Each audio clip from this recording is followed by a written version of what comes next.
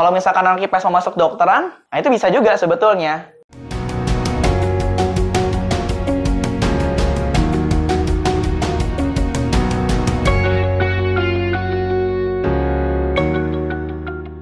Hai, selamat datang di Akalogy. Channel yang akan membahas nih persiapan masuk dan hal-hal seputar kampus. Bersama saya David, dan hari ini saya nggak sendirian nih Sobat AK. Ada siapa kah hari ini? Ya, saya Aziz. Aziz ini ceritanya murid David, betul ya? Jadi hari ini kita bakal ngebahas nih Jiz tentang nanti sistem penerimaan mahasiswa baru yang bakal lu hadapi nanti. Oh iya, oke. Nah, kalau kemarin, kok sip-sip doang? Oh, Kak, manggil gue Kak. Oh iya. Kak ya, oke? Iya. Nah, jadi secara umum kan ada 3 nih Jiz ya, ada undangan, ada tes tulis, sama ada jalur mandiri gitu kan. Nah cuma di tahun ini nih ada yang baru nih Jiz, seleksinya gitu. Gimana sih bedanya? Kalau yang lu ketahui nih, dulu tuh sistem SNMPTN tuh seperti apa? Dulu tuh gue tahu ada 3 juga ya, SNM, SBM, sama Mandiri. Mandiri, oke. Kalau yang SNM, apa yang lo ketahui? Kalau yang SNM itu dari jalur rapot ya. Betul. Jalur rapot, terus juga kuotanya lebih gede. Kalau sekarang itu kayaknya lebih kecil ya. Lebih kecil ya? Yeah. Oke, jadi lebih spesifiknya Jiz, dulu tuh tahun-tahun kemarin ya, itu masih mengandalkan mata pelajaran nih, Sobat AK dan Aziz. Itu ada, kalau yang di IPA ya, matematika, bahasa Indonesia, bahasa Inggris, fisika, kimia, sama biologi nih, gitu kan. Nah, kalau di tahun ini itu ada perubahan nih Jiz. Secara umum dia jadi ada 2 komponen nih. Ada komponen rata-rata rapot, sama komponen prestasi jadinya. Nah, sekarang juga namanya itu bukan SNMPTN lagi, tapi SNBP, Seleksi Nasional Berdasarkan Prestasi. Nah, kalau tadi kan cuma 6 pelajaran, jadi kalau sekarang itu semua pelajaran, Jiz. Jadi nggak ada tuh yang orang bilang kayak PPKN nggak penting, agama atau olahraga nggak penting, tapi semua itu sekarang penting. Nah, komponennya itu minimal 50%, Jiz. Nah, 50%-nya lagi apa? Nah, maksimal 50% berikutnya adalah komponen prestasi yang bisa dibilang, bisa juga dari lomba yang kita pernah ikutin, kemudian mata pelajaran yang nilainya itu paling tinggi, tapi maksimal tuh 2. Jadi contoh misalkan, lu pengen masuk teknik sipil misalnya Jis ya, kira-kira menurut lu pelajaran apa yang membantu di program studi itu? Teknik sipil itu fisika, matematika. Iya, jadi 2 pelajaran yang nanti bisa jadi dalam tanda petik portofolio kita, contohnya tuh seperti itu Jis gitu. Kalau misalnya kedokteran Jis, kira-kira apa nih yang mata pelajaran yang bisa dijadikan? Kalau kedokteran, biologi sama kimia kali ya mungkin ya. Betul. Nah, jadi kayak gitu Jis perbedaannya. Nah, kalau untuk kuotanya sih nggak akan beda jauh. Kalau sekarang itu kuota dari PTM-nya itu minimal 20% dari daya tampung. Tapi untuk dari siswa yang ada di sekolah itu, kalau dari websitenya itu masih sama sih, Jis. Untuk akreditasi A-nya itu masih 40%.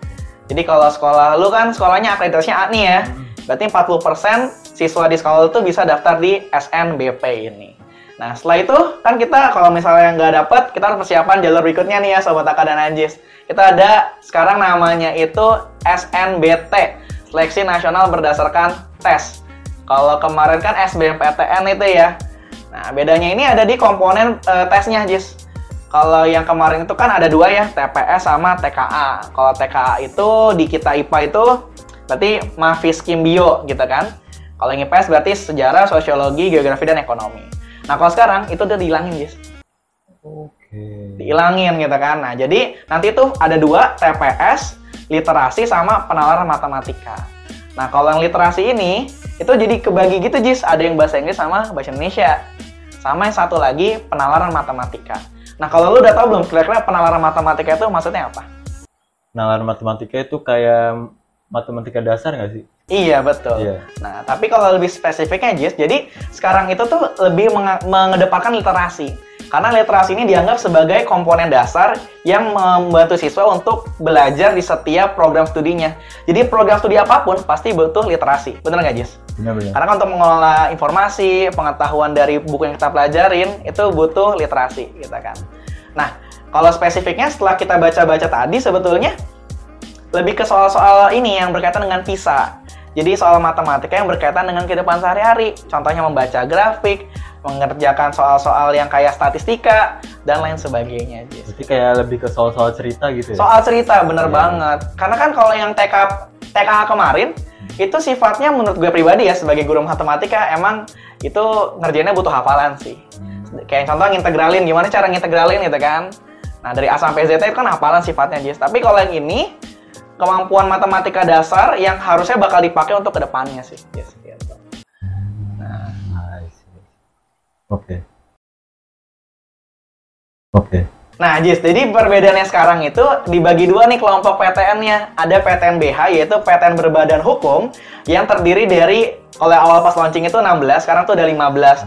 Ada nambah 5, jadi 21 PTN gitu ya. Salah satunya ada UI, TB, UGM, dan lain-lainnya. Itu keterangan nanti ada. Sama yang non berbadan hukum. Nah, bedanya itu ada di kuotanya nih, Sobat AK. Kalau yang berbadan hukum, itu minimum 30%. Sedangkan yang non berbadan hukum itu 40% dari kuota penerimaannya, daya tampungnya. Nah, sisanya itu akan dikembalikan ke jalur mandiri nanti gitu. Tapi kalau ini menurut gue nggak terlalu dipikiran banget sih, Jis, karena ya yang penting kan sebenarnya kesiapan kita gitu kan. Nah, itu sih jadi sebenarnya perbedaannya, Jis. Jadi satu lagi tadi tujuannya itu dihilangkan, itu tuh pemerintah dan PTN itu mau sebenarnya kemampuan kognitif anak itu kemampuan yang sudah sejari lahir mereka punya, Jis. Jadi beda dengan yang sebelumnya TKA itu kan kemampuan secara akademik pas sekolah dan sifatnya sebenarnya hafalan. Nah, kita tuh pengennya sebenarnya anak-anak itu bisa dari logikanya sebetulnya, literasinya tuh bisa memahami dengan baik ya, Pak. Berarti itu tadi namanya apa, Pit? SNBT ya? SNBT gitu. Nah, itu dia udah nggak ada kayak fisika, kimia, biologi nggak gitu ada aja. gitu. Geografi, nggak ekonomi ada. nggak ada. Nah, itu berarti nanti semua orang dia milih prodinya kayak gimana tuh? Nah, ini pertanyaan bagus banget nih ya, Jis. Jadi, ini juga sering muncul ya. Kalau nggak dispesifikin gini, apakah berarti ada yang kayak kemarin nih, sosum, saintek sama campuran? Nah, itu ya. Jawabannya nggak ada, Jis. Jadi, untuk sekarang ini, Mas Menteri kita, dia menekankan kepada merdeka bertanggung jawab. Merdeka bertanggung jawab ini berarti setiap anak itu berhak untuk memilih program studinya terlepas dari jurusan sebelumnya, Jis. Jadi sebenarnya kayak kalau misalkan anak IPS mau masuk dokteran, mungkin kayak gitu ya pertanyaan lo, Jis ya? Iya, bisa. Nah, itu bisa juga sebetulnya. Nah, ya itu tadi, tapi harus bertanggung jawab gitu kan. Ya, tapi kayaknya sih nggak ada yang terlalu nekat juga kali, Jis ya. Bener, karena kan sifatnya ekstrim banget ya sebetulnya. Paling itu ya 1/1000 gitu ya, ada orang yang kayak gitu ya. Betul. Tapi yang gue tahu ya, Jis ya, waktu gue coba searching di websitenya jurusan-jurusan di UI, itu memang ada syarat kalau mereka itu harus asalnya dari IPA. Jadi meskipun ini merdeka bertanggung jawab, tapi kalau misalkan di perguruan tingginya itu ada syarat harus lulusan IPA nih, nah itu berarti lo nggak bisa gitu. Oh, berarti sesuaian lagi sama universitas masing-masing juga ya? Betul, Jis, gitu. Tapi kalau misalkan kayak jurusan-jurusan lain yang misalkan ilmu komputer gitu ya, mungkin ilmu komputer nggak terlalu IPA banget kan pasti ya, nggak ada yang belajar kayak biologi banget gitu kan, nggak ada. Mungkin seperti itu bisa, tapi kita balik lagi ke peraturan di Univnya, Jis. Apakah ada syaratnya itu, harus lulusan IPA ataupun IPS? Kayak gitu. Jelas nih, Jis ya, terkait keraguan lo tadi gitu ya. Gue pengen nanya, Pit, kalau misalnya terkait soal-soalnya itu jumlahnya kayak gimana ya, sama berapa waktunya gitu? Oke, jadi kalau untuk yang sebelumnya di SBMPTN UTBK, itu masing-masing yang ada di TKA-nya itu ada 20 soal dikali 4 gitu ya. Nah, untuk yang TPS-nya juga, kalau TPS itu pasti sama gitu ya komponennya, yaitu ada pengetahuan umum, penalaran umum itu 30 soal, PBM 20 soal, PPU 20 soal, dan PK 15 soal. Nah, ini total waktunya adalah berapa tuh? 30 tambah 25 tambah 15 tambah 20 itu sama dengan 90 menit. Nah, yang literasinya ini, Jis, yang berbeda nih. Literasi kan baru ya. Nah, literasi bahasa Indonesia kalau dari webnya itu ada 30 soal dalam waktu 45 menit.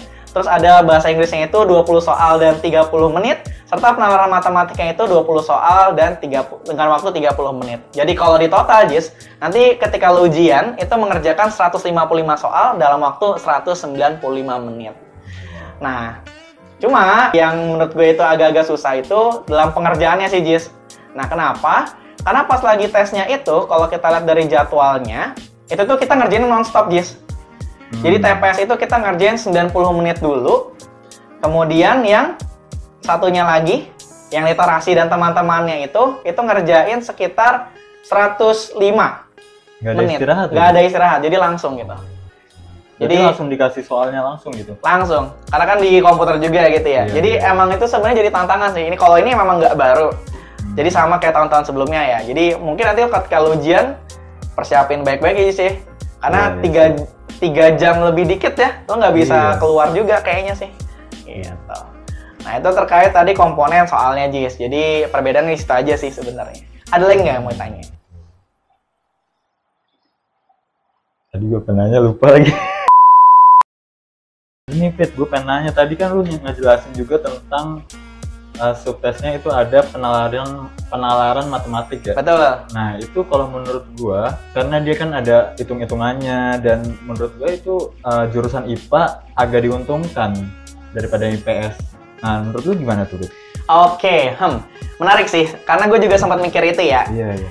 Kalau di secara kurikulum 2013, kan anak-anak yang 2023 ini masih ikut 2013 nih kurikulumnya, yang mana ada matematika wajib sama matematika minat, Jis ya. Iya. Nah, kalau yang IPS kan cuma dapat wajibnya doang tuh, ya kan? Bener. Nah, sebenarnya untuk secara rutinitas ngerjain soal matematika, iya, secara jam terbang pasti anak IPA lebih diuntungkan. Tapi, ada tapinya nih, Jis. Penalaran matematika itu kan bukan materi yang ada di matematika minat, sehingga anak IPS itu nggak mempelajari hal itu gitu loh. Melainkan penalaran matematika itu mengukur kemampuan berpikir menggunakan konsep, prosedur, fakta, dan alat matematika untuk menyelesaikan masalah dalam kehidupan sehari-hari. Jadi anak-anak secara individu itu belajar nih bernalar secara matematika itu seperti apa, dan itu sebenarnya udah tercover di matematika wajib seharusnya gitu. Jadi bukan sesuatu yang beda banget sehingga anak IPS itu merasa dicurangi lah dalam tanda petik oleh anak IPA gitu. Jadi ya baik IPA sama IPS juga peluangnya itu sama untuk mengerjakan soal ini gitu. Tergantung dari anaknya itu sendiri ya, Fit. Betul. Kan ini juga bukan rumus yang hafalan banget. Kalau tadi kita lihat kan soal statistika yang keluar gitu kan. Soal ya kehidupan sehari-hari. Kehidupan sehari-hari. Harusnya kan kehidupan sehari semua orang nggak beda jauh dong, terlepas dari IPA atau IPS-nya gitu. Iya. Nah, tadi kan udah gue jelasin ya, Jis ya, terkait SNBP yang undangannya sekarang dan SNBT SBM-nya sekarang. Gimana sih mekanisme dan seleksinya? Nah, motivasi lu nih sekarang dalam memilih jurusannya itu seperti apa? Wah, kalau motivasi gue ya Fit nanti... Bentar. Kok lu manggilnya dari tadi Fit ya? Harusnya kan di video ini lu jadi murid gue, Jis. Oh, iya, benar juga. Sorry. Berarti sekarang Kak David aja ya, Kak David. Oke. Biar lebih enak gitu ya, biar kayak guru mahasiswa gitu. Betul dong. Iya. Jadi motivasi gue milih jurusan nanti Kak David, walaupun gue dari Sosum, tapi setelah gue 3 tahun di SMA, gue menemukan passion gue sangat cinta banget sama komputer, Fit. Ya, gue tuh setiap hari bisa ngoding, terus juga udah mulai bikin software aplikasi gitu, Fit. Nah, iya, jadi setelah 3 tahun gue SMA itu ternyata gue menemukan passion gue di bidang komputer. Jadi gue sangat berharap nanti di SNBP atau di SNBT gue bisa lolos di ilmu komputer UI sih, Fit. Kak. Iya, oke, Kak David. Iya, sorry. Iya. Lupa mulu. Maklum kalau lupa suka nggak inget ya. Iya, bener. Oke, jadi ya mudah-mudahan keterima ya, Jis ya, di Fasilkom UI ya. Yaudah Sobat Akhir, kita doakan supaya Jis keterima di Fasilkom UI.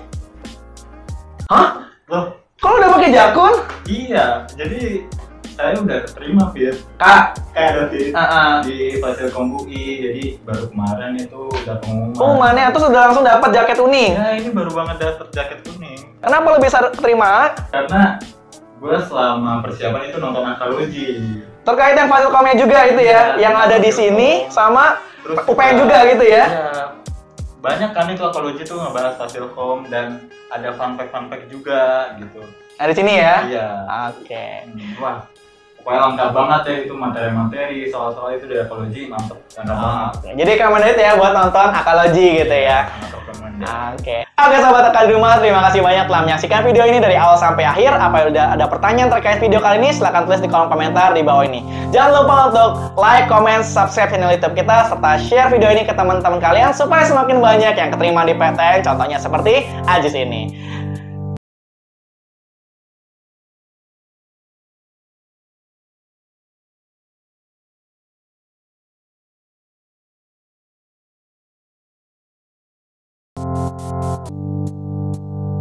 Ada PTNBH, yaitu Perguruan Tinggi Negeri gue